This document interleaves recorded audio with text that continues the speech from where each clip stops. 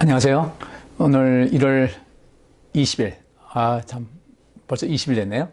날씨도 좀 많이 풀리고 했는데, 오늘 수요 예배 하나님 말씀 함께 상고하도록 하겠습니다. 오늘 본문 말씀은 고린도 후서 5장 15절부터 17절까지입니다. 고린도 후서 5장 15절부터 17절까지 제가 읽겠습니다. 저가 모든 사람을 대신하여 죽으심은 산 자들로 하여금 다시는 저희 자신을 위하여 살지 않고 오직 저희를 대신하여 죽었다가 다시 사신 자를 위하여 살게 하려 함이니라. 그러므로 우리가 이제부터는 아무 사람도 육체대로 알지 아니하노라. 비록 우리가 그리스도도 육체대로 알았으나 이제부터는 이같이 알지 아니하노라. 그런즉 누구든지 그리스도 안에 있으면 새로운 피조물이라. 이전 것은 지나갔으니 보라 새 것이 되었도다. 아멘. 우리가 신앙생활 한다는 그것, 신앙생활의 목적, 요새 제가 반복해서 말씀드리는데, 제가 왜 이런 반복해서 말씀드리는 주제가 이제부터는 우리 신앙인으로서의, 그리스도인으로서의 정체성을 분명히 하자는 겁니다. 그 정체성이라는 것은 바꿔 말하면 그리스도인으로서 나는 어떤 모습일까? 분명히 성경에선 그리스도인들은 이런 모습이어야 된다는 것을 말씀하고 있거든요. 그런데 우리가 그동안 우리나라 역사, 우리나라뿐 아니라 전 세계가 그럴 것 같아요. 사람들의 되게 심리가 그러니까 일단은 우리 눈앞에 있는 것이 좀 잘 되길 바라는 거, 좀 더 풍요롭게 살길 바라는 이런 모든 것. 제가 어느 책에서 보니까 그런 말이 있더라고요. 요즘 그러잖아요. 아유, 요즘 나이 드시면, 아유, 요즘 젊은 것들, 아유, 아니야.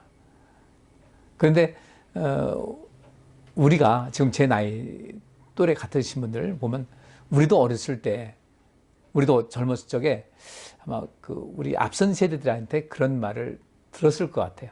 근데 놀라운 사실은 고대 이 상형 문자, 그러니까 그전에는 글씨, 문자가 온전하게 자리 잡지 않은 그런 가운데서, 그림으로써 다음 세대에 남긴 거 있지 않습니까? 근데 그 상형 문자가 있는데 그 상형 문자에도 그런 글이 있더라는 겁니다. 요즘 젊은 것들은, 아이고, 아니야.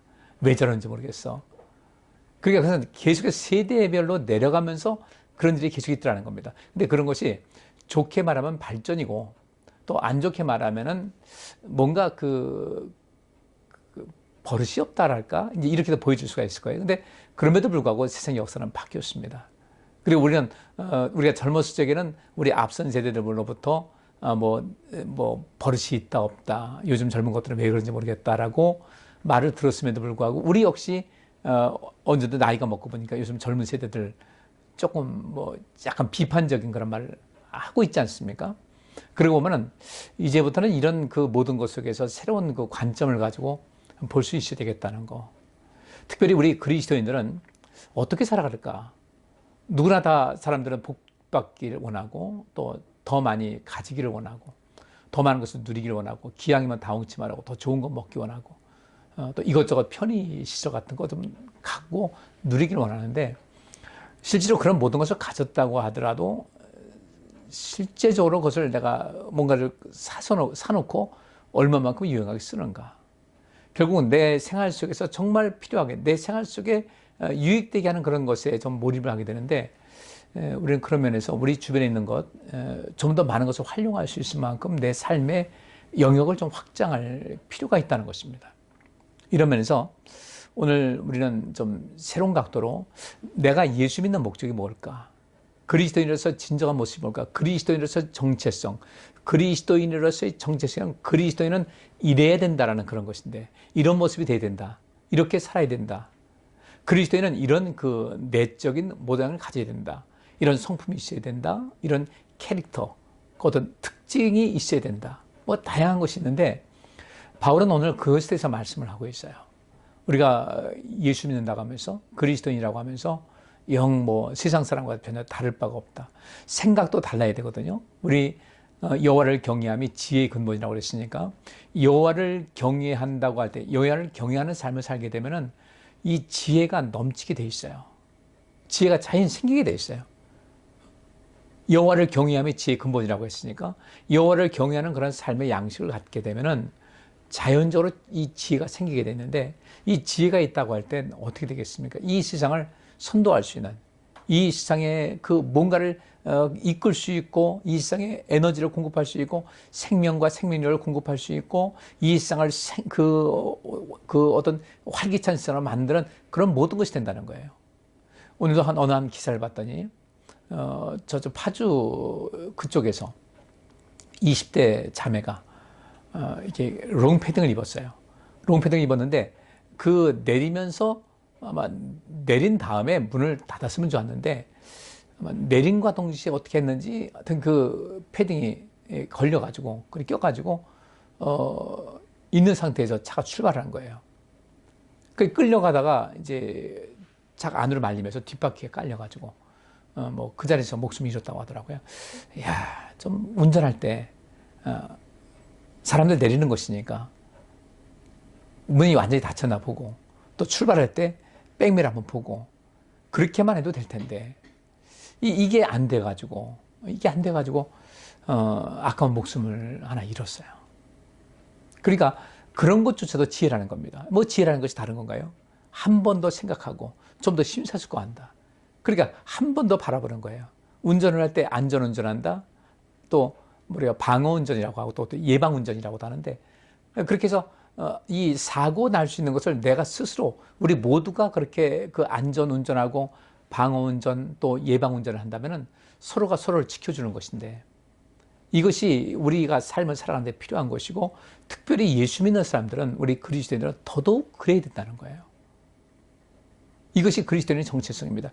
이젠 더 이상 내가 무엇을 먹을까 마실까 입을까 예수님께서 하신 말씀대로 너희는 무엇을 먹을까 무엇을 마실까 무엇을 입을까 염려하지 말라. 우리는 이제는 그런 것에는 이제 한 단계 뛰어넘어서 인생을 살아가자는 겁니다.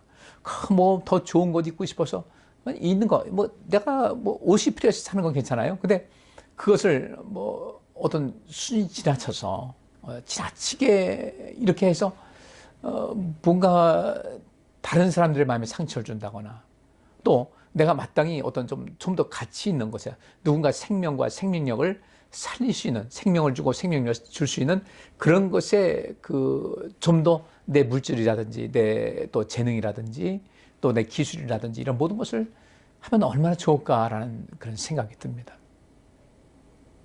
그리스도인의 정체성은 바로 그거예요. 그리스도인이라면 나와 너 그를 넘어선 우리와 또 하나님을 기쁘시게 하고 모두에게 유익 주는 것이 그리스도인의 삶의 양식이 되어야 되거든요. 그런데 오늘날 너무도 많은 사람들이 여전히 내게 복받는 것을 자꾸 자기중심적으로 하다 보니까 문제가 많이 발생하는 거예요. 성경에서는요, 이제는 자기 자신을 넘어서 좀 멀리 바라볼 수 있어야 된다. 그 멀리 바라본다는 것이 바로 비전인데 이 비전이라는 그것은 어떤 것이냐면 영어에서 말하면 beyond라는 것이 있어요. over라는 것은 이렇게 눈에 보일 때 그 넘어 over 거긴데 이 beyond라는 것은 아주 그 넘어 지금 우리가 본 지구 반대편까지 바라볼 수 있는 그런 모든 것. 우리 예수님께서 너희에게 성령이 임하시면 능력받고 또 이 예루살렘부터 땅끝까지 이르러 내 증인되라고 하셨을 때 그 땅끝이라는 것은 바로 그것입니다. 우리 전 반대편에 있는 사람들 나하고 사상이 다르고 생각이 다르고 또 느낌이 다르고 취미가 다르고 이런 다 다른 것이라 할지라도 그들에게까지 그리스도의 그 증인으로서의 삶을 살아가는 것이 우리가 예수 믿는 사람들의 삶이지 이것을 내가 그냥 더 많이 갖고 소유하고 더 많이 소유하고 더 좋은 것 먹고 좋은 것 입고 이런 것이 아니라 우리 내면을 채워서 내가 갖고 있는 그 어떤 것 눈에 보이는 것이든지 보이지 않는 것이든지 그것을 그 모든 것을 통해서 이 세상에 유익지는 삶을 살아간다는 것 이것이 그리스도인으로서의 삶의 정체성이거든요. 이제는 우리가 그런 것에 관심 갖는 것 이것이 바로 하나님 나라를 구하는 거예요. 우리가 하나님 나라, 천국 그렇죠. 하나님 나라 하면 명사죠. 그건 천국과 같습니다. 근데 제가 그 근래 들어서 이제 여러분에게 하나님 나라를 이야기할 때 좀 다른 차원에서 말씀하고 있잖아요. 왜 그런가? 하나님 나라, 이것을 천국, 그냥 단순히 명사만 생각하게 되면 그렇죠. 어떤 지역을 생각하는 거죠. 그 어떤 하나님께서 계시는 그곳, 우리가 나중에 갈 곳. 그런데 예수님께서 말씀하시기를 너희는 먼저 하나님 나라를 구하라 그랬으면 이 여기서 말하고 있는 하나님 나라를 구하라고 했을 때 여기서 하나님 나라는 좀 다른 차원이에요. 제가 말씀드린 대로 생명과 생명력을 구하는 거예요. 여기서 이제 많은 오해가 생기거든요. 이것이 잘못되다 보니까 하나님 나라, 천국 이렇게만 생각하고, 그러다 보니까 천국 하니까 이제 종말, 누구든지 죽어서 가는 것, 이 세상 모든 그것이 심판된 다음에 가는 것이다. 그러니까 하나님 나라 하면은 전부 다 이 종말론에 치우치다 보니까 지금 여기서 우리가 행해야 될 하나님 나라에 대해서는 점점 무감각해지는 거예요. 무감각해지니까 어떤 문제가 생기는가? 나중에 주님 앞에서 착하고 충성된 종이라는 소리 듣지 못하고 악하고 게으른 종이라는 소리 듣고, 준비되지 않으니까 결국 준비되지 못한 그 다저처녀 같이 바깥 어두운 데서 내가 쫓기는 거예요. 분명히 같이 신랑은 기다렸는데 신랑 맞을 준비를 했단 말이죠. 우리도 예수 믿는다면 다 천국 갈 준비 한다고 하잖아요. 그런데도 불구하고 그 미련한 다저처녀 진정한 준비가 안 된 거예요. 우리 평생을 이렇게 신앙생활하고 많은 시간 들이고 애쓰면서도 우리가 준비 안 된 다저처녀 같이 되면 안 되고, 똑같이 달란트를 받았는데 악하고 게으른 종은 되면 안 되고요. 똑같이 우리에게 기회가 있어요. 정말 아주 정말 하찮아 보이는 그런 사람에게 물 한 모금, 밥 한 끼, 옷 한 벌 해주고, 이런 모든 것에 관심 갖지 않는다고 할 때는 왜 어떤 사람들은 하는데 못하냐 이거죠. 그럼 왜 못하는가? 나만 바라봐서 그래요. 자기만 바라봐서. 그리스도인으로서의 정체성이 아니에요. 그래서 오늘 본문 말씀에 저가 모든 사람을 대신해서 죽었어요. 예수님이 죽으신 거예요. 저가 모든 사람을 대신하여 죽으심은 산 자들로 하여금 다시는 저희 자신을 위하여 살지 않게 하라. 우리가 듣는 말씀입니다. 예수님께서 모든 사람을 대신해서 죽었어요. 그 모든 사람에 내가 포함이 돼요. 근데 그렇게 모든 사람을 대신해서 죽으신 것은 산 자들로, 지금 우리가 살아있지 않습니까? 내가 살아있고 우리가 살아있어요. 우리로 하여금, 또 나로 하여금 다시는 저희 자신을 위하여 살지 않도록 하는 것이다. 다시는 나만을 위해서 살지 말자는 거예요. 이것이 신앙인으로서 가져야 될 가장 기본적인 자세인데, 이 가장 기본적인 자세가 되지 않으면 우리 앞날에 별로 기대할 것이 없어요. 근데 너무나 많은 그리스도인들이 제가 드리는 이 말씀을 들으면은 솔직히 불편해해요. 왜 자꾸 이렇게 짐을 지어주냐? 짐이 아니에요. 짐이 아니라 이것은 우리를 이후에 창세로부터 예비된 하나님 나라를 상속받을 수 있게 하는 것이고, 착하고 또 충성된 종이 되어서 주인의 즐거움에 동참할 수가 있게 되고, 또 기름이 준비가 돼서 나중에 주님과 더불어 기뻐할 수 있는, 이것을 맞이할 수 있는 것이거든요. 그래서 이제는 더 이상 나만을 위해서 사는 이 생각을 하지 말자는 겁니다. 이젠 적어도 남들을 생각할 수 있어야 돼요.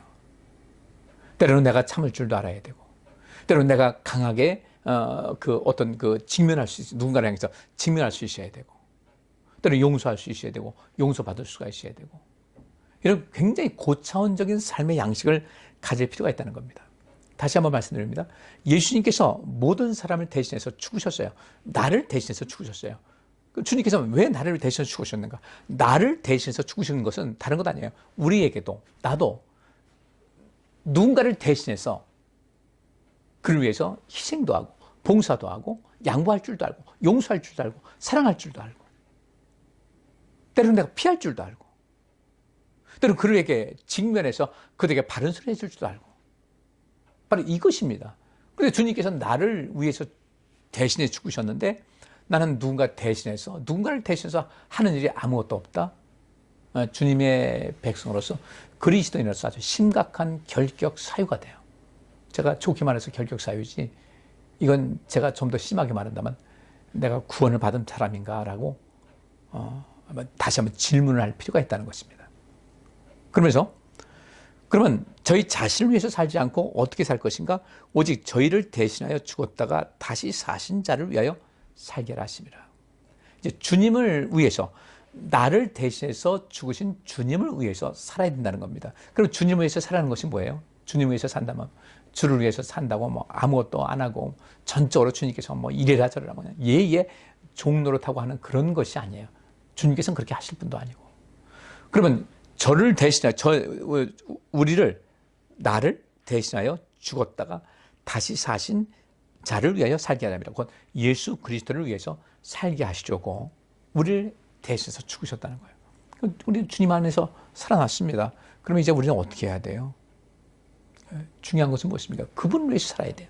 그분을 위해서 산다는 것은 그분만 따라다니면서 그분께서 뭐라고 하시 이런 것이 아니라 그분께서 원하시는 삶을 살아간다는 거예요.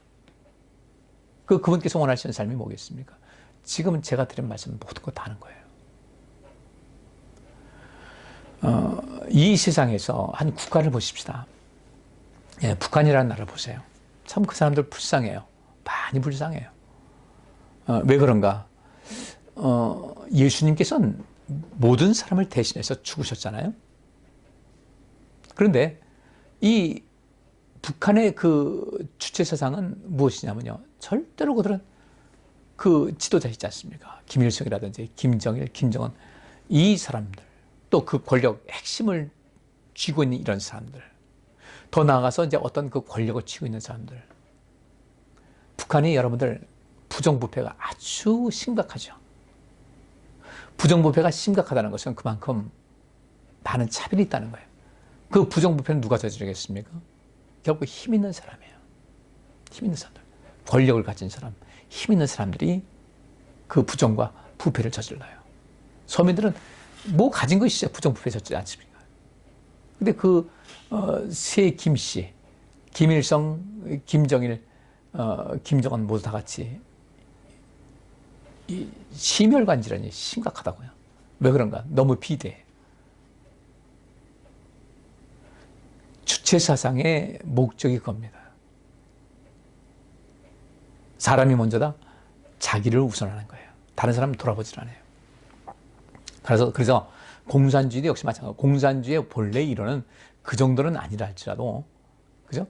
함께 더불어 공통적으로 생산해서 공동으로 나누자 이런 겁니다. 제가 어느 지역인 것은 잘 모르겠는데 거기서 이제 조개를 캡니다. 조개를 캐는데 그 조개를 캐가지고 전부 다 이제 그 사람들 동원되는 거예요. 젊은 사람도 있고 나이 많은 사람도 있고 그런데 처음에는 그냥 자기가 조개 캐오는 것만큼 벌고 했는데 조금 더 효과적으로 할 수 있는 것 없겠냐 해서 우리 모든 것을 뭐 노인분도 가고 젊은 사람도 하는데 얼마를 해왔든 거기 참석한 사람 전부 다 공동으로 생산한 거니까 어떤 사람 더 많이 캔 사람이 있고 덜 캔 사람이 있겠죠. 근데서 그것을 n분의 1 하자. 공동으로 나누자. 처음에 그렇게 하다가 좀 더 캐온 사람들은 자꾸 이제 손해보는 듯한 느낌이 드니까 이거는 난 싫다. 뭐 이게 불공평하다. 해가지고 그러면 그렇게 하자고 했다는 겁니다. 그래서 자기 번 사람만큼 했는데 돈을 많이 버는 사람들은 많이 캔 사람들은 힘이 더 많이 들어가지고 이 생산성이 떨어지더라는 거예요. 근데 뭐 내가 많이 캐면 된다 해가지고 축자사자 이렇게 하니까 몸이 망가지고 생산성이 더 떨어지고 그게 나중에 그러면 아마 다시 한번 우리가 공동으로 생산해서 n분의 하자. 그렇게 했더니 이 사람들이 책임감이 있다는 거죠. 예를 들어서 내가 많이 캐지 못하는 사람들도 내가 이거 요거밖에 못 캤는데 더 많이 받는 게 미안해가지고 더 열심히 하려고 하고 또 더 많이 캘 수 있는 사람도 열심히 하는데 그들은 이제 공동을 하니까 자기 몸을 또 아낄 줄도 알고 그렇게 하다 보니까 오히려 그렇게 공동으로 생산해서 나누다 보니까 평균 벌이가 훨씬 더 높아지게 되고 모두가 만족하다 보니까 이 공동체, 지역의 공동체들이 더 우애가 깊어지게 되고 서로를 우애할 줄 아는 그런 모습이 되다는 겁니다. 공산주의 사상도 처음엔 그렇게 순수하게 시작했는데, 근데 이 사람이 욕심이 또 그게 아니잖아요. 그래서 이제 우리 전 세계에서 공산주의에서 대표적인 것이 이제 중국하고 쿠바하고 또 이제 이 북한은 자기들은 공산주의하고 결별했다고 하면서 이제 주체 사상을 하는데 어쨌든 뭐 인간의 욕심이 개입되는 건 똑같은 거예요. 근데 거기는 빈부 차이가 아주 극심하잖아요. 중국도 부패가 말도 못합니다. 부패가요. 북한도 마찬가지고, 쿠바도 마찬가지고. 그러니까 누구나 내 뱃속만 채우자라고 하게 되면 사실 그건 망가지는 거예요. 우리는 주님께로부터 새 생명 얻었잖아요. 그러면 주님께서 우리에게 원하시는 것은 무엇입니까? 지난주에도 이사야서 40장 있는 말씀 우리가 같이 보지 않았습니까? 너희는 높은 산에 올라가서 외치라. 하나님께서 함께 하신다. 하나님께서 임재하신다. 또 하나님께서는 그 능력으로 우리를 위해서 일하신다. 그 우리를 위해서 일하신다는 그 내용 보니까 뭐였어요? 예수님께서 베드로를 향해서 마지막 그 디베 바닷가에서 실상 그 식사가 예수님과 그 제자들과 마지막 식사였어요. 그저 예수님께서 잡히시기 전을 마지막 식사라고 그러는데 이제는 우리가 성경을 좀 다시 볼 필요가 있어요. 마지막 식사를 예수님께서 잡히던 날 밤 하다 보니까 항상 성찬식은 거기서부터 시작이 됐고 그러다 보니까 성찬식 할 때 항상 우울했잖아요. 그런데 이제는 예수님께서 그 디베랴 바닷가에서 제자들과 마지막 만찬하신 것은 부활하신 다음에 40일쯤 돼가지고 있었던 사건이었거든요. 예수님께서는 다시 살아나셨어요. 부활하셨어요. 마지막에 이제 그러면 배 오른편 던지라 이렇게 하시면서 거기서 엄청나게 물고기를 잡게 하시고 그렇게 주님의 말씀대로 하면 모든 것이 된다는 것을 보여주셨고 그들에게 마지막 예수님께서 우리가 흔히 알고 있는 예수님 잡히시기 전에 만찬은 제자들이 준비했지만은 예수님께서 승천하시기 직전에 제자들과 식사하실 때는 그 식사 준비를 예수님께서 해놓으셨어요. 참 멋있지 않아요? 우리 하나님께서 우리 예수님께서 우리를 위해서 만찬을 준비하셨다는 거. 그리고 준비하시고 너희가 갖고 온 고기 좀 먹자. 참 멋있어요. 그때 이제 예수님께서 제자들 중 특별히 베드로 가장 충격이 컸죠.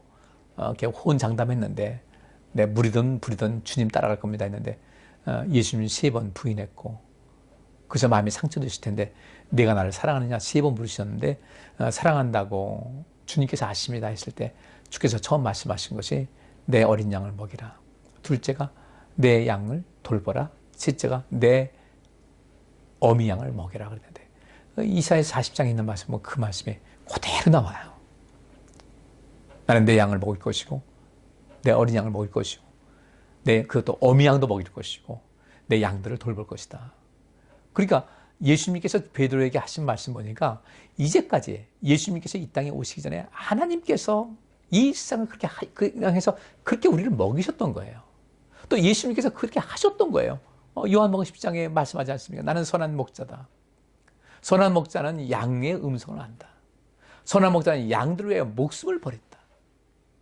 참 이것이 그리고 예수님께서 그러고 나서 제자들에게 베드로를 대표해서 하시면서 제자들에게 하신 말씀입니다. 내가 너에게 맡긴다. 내 어린 양을 먹여라. 내 양을 돌봐라. 내 양을 먹여라.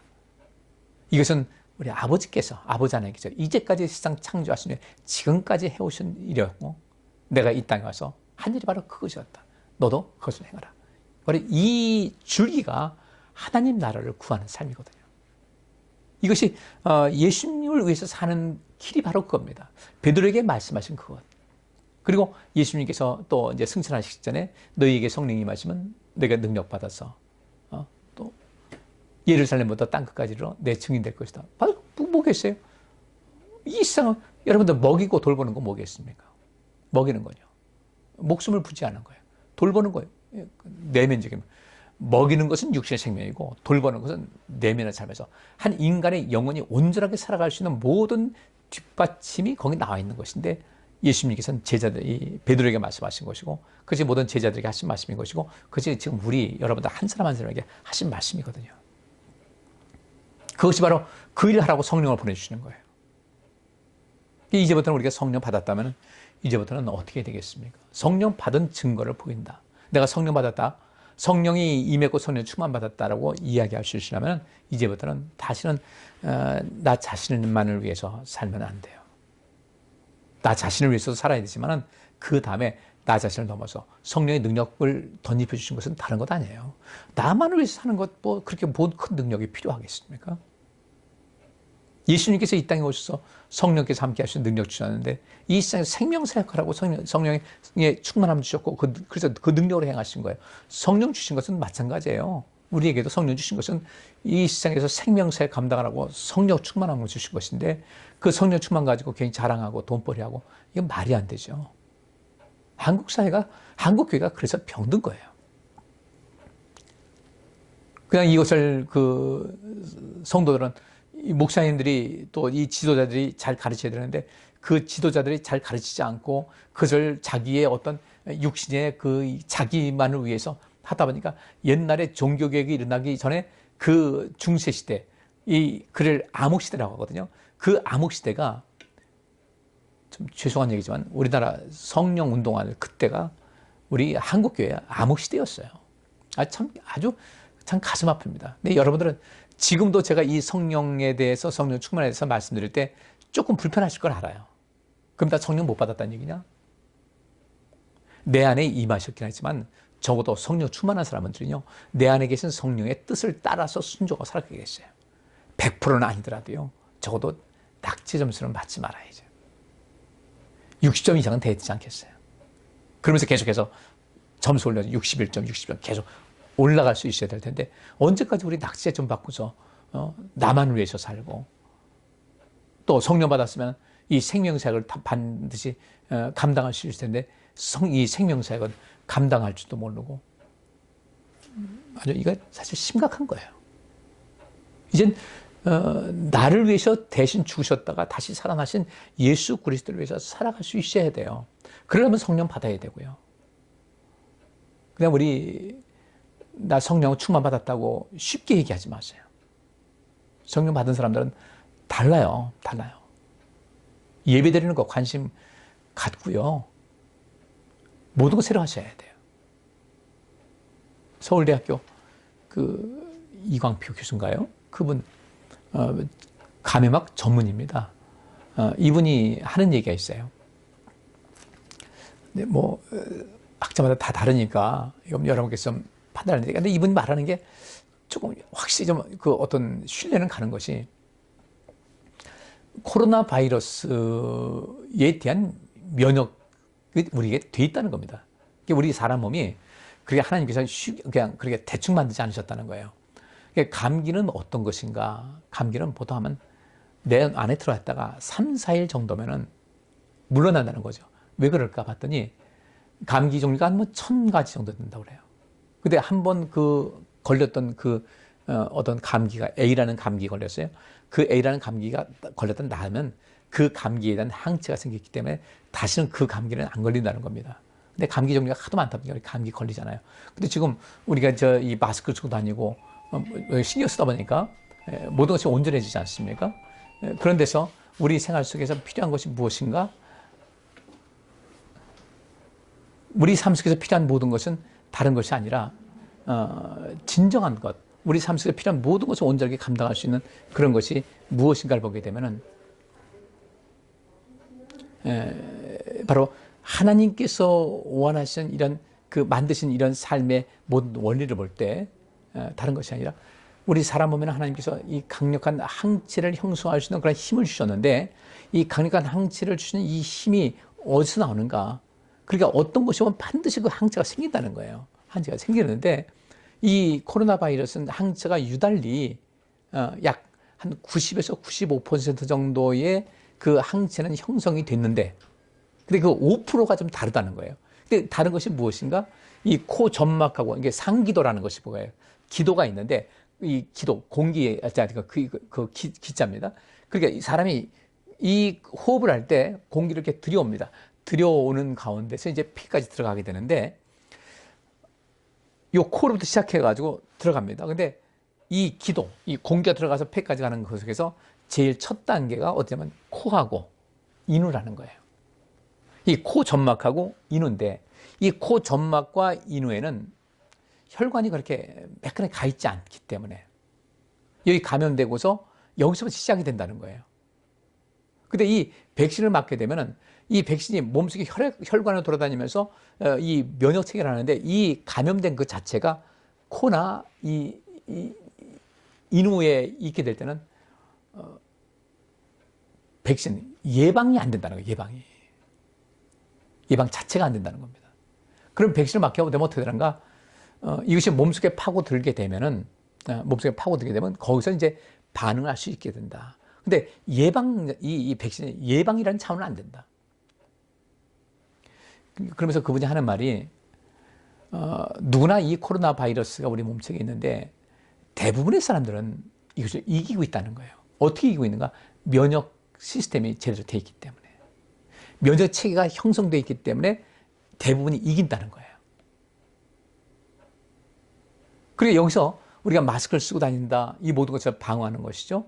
그런데 앞으로는 이 코로나를, 우리가 늘상 감기 걸리면 또 오듯이 코로나는 평생 우리가 함께 같이 갈 수밖에 없는 그런 바이러스이기 때문에 여기서 뭐 백신 맞으면 모든 거 다 끝난다고 하는 그 기대는 절대로 하지 말아야 된다고 이야기를 하더라고요. 우리 성도님들, 우리 신앙생활도 역시 마찬가지 같아요. 하나님께서 우리를 참 대단하게 만드셨어요. 근데 어느 날 이 바이러스 같은 어떤 것이 우리의 생각과 우리의 그 감정을 자꾸 파고들어가지고 자꾸 우리를 넘어뜨리는 거예요. 그럼 이건 어떻게 될 것인가? 이 신앙, 내 믿음을 지키기 위해서, 우리 건강을 지키기 위해서, 이 코로나 바이러스보다 나 자신의 육신을 어떻게 지키기 위해서 우리가 뭐 백신도 관심이 있고 치료제 언제 나냐, 이 많은 관심 갖고 있는데, 그러면 여기서 제일 중요한 것, 이 전문가들의 공통적인 얘기는 정말 최고 좋은 것이 뭐냐면 그 모든 것을 이길 수 있는 면역 체계를 길러야 된다는 겁니다. 근데 그 면역 체계를 기르기 위해서 어떻게 되겠습니까? 우리 근력 강화해야 되죠. 그리고 우리가 유산소 운동도 하고, 근력 운동도 하고, 또 이 식사 같은 것도 이렇게 모든 것을 균형 잡힌 식단을 하고, 또 비타민 같은 거 굳이 더 먹을 거 있으면 비타민 C라든지 비타민 D를 좀 먹으면서 관리할 때 내가 모든 것을 온전하게 지킬 수가 있는데 그것이 안 된다는 거예요, 그것이. 왜? 귀찮은 거죠. 그럼 이 신앙도 역시 마찬가지입니다. 여러분들 이 코로나 바이러스, 뭐 에볼라 바이러스 무섭죠. 그런데 그보다 더 무서운 게 뭔지 아십니까? 이 사단 바이러스예요. 사단이 끊임없이 우리 영혼을 가요. 우리 이렇게 뭐 극단적인 경우에 봐서 코로나 때문에 목숨을 잃었다. 그래도 그 사람이 구원받은 사람들이요, 다시 부활하게 되고 영생 얻게 돼요. 하나님께서 말씀하셨죠. 너희 몸을 죽이는 사람을 두려워하지 말고 너희의 온 영혼을 죽일 수 있는, 멸망을 시킬 수 있는 하나님을 두려워해라. 그러면 하나님께서 우리를 왜 괜히 영혼을 멸망시키겠어요? 하나님 말씀을 순종 안 하니까 그러는 거예요. 믿지 않으니까 그러는 거 아니겠어요? 그러면 이 사탄 바이러스는 우리의 영혼을 파괴를 합니다. 우리 영혼을요. 예수 믿지 못하게 하고요. 예수를 믿긴 믿는데 여전히 아직까지 구원의 문턱을 넘지 못한 그 선에서 머물러 있게 하고. 이 바이러스만큼 무서운 것이 없는데 우리 이 바이러스에 대한 대비를 못하는 거예요. 근데 우리 성령께서 우리를 힘주시지 않습니까? 이 사탄 바이러스를 이길 수 있는 힘을 우리 안에 주시거든요. 그리고 그 사탄 바이러스를 이길 수 있는 그 힘은 어디서 생기는가? 이제부터 여러분께서 여러분의 구원의 모든 것을 확실하게 하기 위해서 다른 것 아니에요. 우리를 대신해서 죽으셨다가 다시 사신 예수 그리스도를 위해서 살아갈 수 있어야 돼요. 그것이 우리가 이 땅을 살아가는데 정말 필요한 부분인 겁니다. 근데 이것에 우리가 너무나 많은 사람들이, 또 저는 담임 목사로서, 새생명교회 담임 목사로서 우리 성도님들 바라볼 땐 늘상 노심초사하는 거예요. 우리 성도님들이 이 사탄 바이러스에 노출되지 않아야 될 텐데, 그 바이러스가 내 속에 들어가서 내 영혼을 좀먹는 일이 없도록 해야 될 텐데, 우리는 혹시 너무 안일한 상태에 있는 거 아닌가? 관심 좀 가지시길 부탁드리겠습니다. 정말 정말 필요한 부분이에요. 정말 필요한 부분인데 절대 잊지 마시고, 어떻게 해야 될까? 사단은 끊임없이, 오늘 여기 있는 말씀대로 하면 끊임없이 네가 얼마나 소중한데 남들 돌볼 새가 어디 있어? 지금 세상이 얼마나 어려운데 지금. 나도 먹기 살기 바쁘는데 그럴 필요 있냐? 그냥 너만 왜 살아? 너나 잘 챙겨. 너나 잘 챙겨. 너만 잘하면 돼. 아니에요. 이게 사탄 바이러스가 주는 아주 고약한 시도입니다. 우리 거기서 그런데 마음 뺏기면 안 돼요. 예수님께서 뭐 그거 몰라서 예수님께서 이 땅에 오셔서 뭐 때문에 왜 나를 대신해서 죽어야 돼요? 왜 우리를 대신해서 죽으셔야 돼요? 예수님께서 우리를 살리려고 하셨던 거 아니에요? 사단이 예수님께도 속삭인 거 아니겠습니까? 야, 그러지 마, 그러지 마. 예수님을 와서 사단이 시험한 것도 바로 그거 못하게 하려고 했던 거란 말이죠. 예수님께서 하나님 말씀을 딱 그걸 끊어버리시거든요. 우리 주님께서도 우리를 대신해서 죽으셨다면 이제 더 이상 우리는 나만을 위해서 살면 안 돼요. 나만을 위해서 살고자 하는 그런 모든 생각이 여러분 꽉 차 있다면 지금 이 사탄 바이러스가 지금 나에게 심각한 지경까지 파고들어온 거예요. 이 약도 없어요. 우리가 무슨 약 먹어가지고 고칠 수 있다면 하겠지만 아니에요. 이제부터는 우리 안에 이 신앙적 면역력을 키우셔야 됩니다. 우리 몸에 이 코로나 바이러스가 내 속에 더 이상 활성화되지 않게 하기 위해서는 내 안에 면역 세포를 키우는 거 아니겠어요? 여러분들, 우리 안에 있는 이 면역 세포가요, 면역 시스템이 이건 컴퓨터의 시스템에 이것하고 비할 수 없습니다. 얼마나 치밀한지요. 뇌하수체에서 총사령관 역할을 합니다. 몸에서 여러 가지 다니면서 피가 혈액에 돌면서 여러 가지 거기서 있는 어떤 염증이 있으면 그 염증에 있는 그런 모든 정보를 다 갖고 다니면서 뇌를 통하면서요, 거기다 정보를 다 제공해 줍니다. 또 여기서 여러 가지 호르몬 자체도 마찬가지고요. 그래서 혈액을 통해서 호르몬 반응을 통해서 전부 다 뇌하수체에다 이런 정보를 계속해서 입력시키면 이 뇌하수체에서 그 정보를 전부 다 분석해가지고요, 몸에다 지시를 내립니다. 어느 호르몬을 더 생성해라. 사람이 스트레스 상황이 되면 뇌가 이제 부신에다가 연결합니다. 부신에다 코티솔 호르몬 빨리 분비해가지고 이걸 대응을 하라. 그리고 이 코티솔이라는 그 호르몬이 나오면서 심장을 더 빨리 뛰게 하고 혈액순환을 더 빨리 하게 해서 이런 스트레스 상황을 이기게 하고. 그런데 우리가 이 신앙적인 면에서 내 영혼의 그 센서가 고장나잖아요. 이게 대책이 없는 거예요. 아무런 방어를 못하는 거예요. 근데 이 방어할 수 있는 것은 무엇인가? 이제부터 우리 생각 속에 좋은 거 집어넣자고요. 이젠 나만을 위해서 사는 것은 내가 죽는 길이다. 다른 사람은 돌보지 않고 이제 나만을 위해서 살고 내 생각만 옳다고 하고 서로 다름을 인정하고 함께 살 거 생각하지 않고 나만을 위해서 살고 다른 사람 말은 귀등으로도 안 듣고 쉽게 판단하고 이러면 안 된다는 거예요.